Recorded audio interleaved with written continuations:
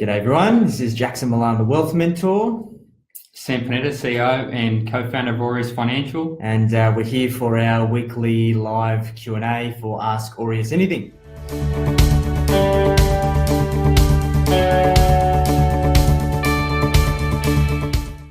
All right, I'm worried that I won't have enough money to retire. How much money will I need to retire comfortably? Okay, good question. This is something that we get a lot, and it's ultimately up to your definition of retirement. I'm finding more and more often that retirement's a dirty word.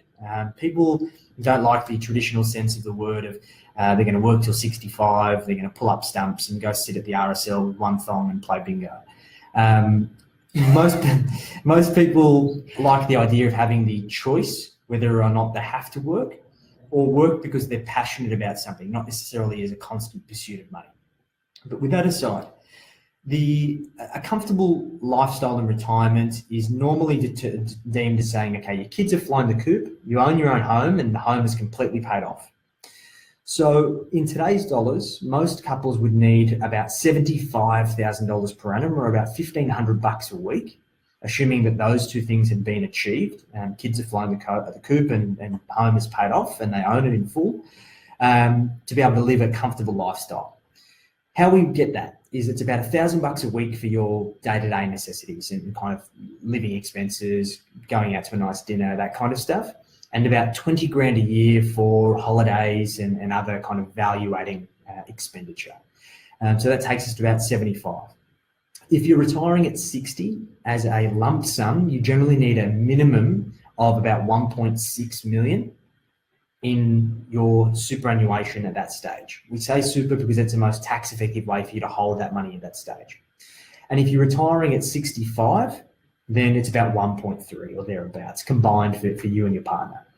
Now we've got to be mindful if you are working part-time, then the need for that amount of money is going to be less. And there are some other ways that you can get money into super later on. But that kind of gives you some round numbers. Ultimately, what I prefer you to do is do a budget today of what you spend today. What's your ideal lifestyle look like today? Then once you've got that as a template, save another version and then delete all the stuff that you believe is not going to be there when you decide that you're going to choose to stop working. And then add in, given that you've got this abundance of additional time, assuming that you're never going to do work another day, how are you going to spend it? What are you going to do? And what is that going to cost? And that should give you a bottom line expense figure in today's dollars. And then it's a matter of us working out, plus inflation in 10, 20, 30 years time, however long it's going to take to get there, how much you're actually going to need per year. And we can help you do some maths on that. We have some calculators that can do all the heavy crunching of the numbers for you. So once you get that far, come to us, ask us, and we can do a kind of scenario for you and kind of let you know if your super's on track. I reckon most people look at that, they look at the $1 million mark, 1.3, 1.7, and they look at that and they go, that's way too much money, right? I'm never going to be able to have that much money. Yeah. But you have time on your side when you're preparing for retirement. That's the whole point of investing as soon as you can, correct, accumulating and letting compounding do the work. And it's not, you do the maths on it, it's not that difficult if you understand it. No, the good thing is that particularly for our generation, we've had legislated employer contributions for our entire working lives. So that 9.5% going into your super fund every single year is pretty substantial. The first thing is if you're a business owner and you're not paying yourself super, you're going to make it more difficult for you later on down the track. Mm-hmm. The longer you leave it, the harder it is. And it's to do with anything. Compounding is where the magic is. So if you can let compounding work its magic over a long period of time or a longer period of time, it's going to get to a point where it's actually going to take care of itself.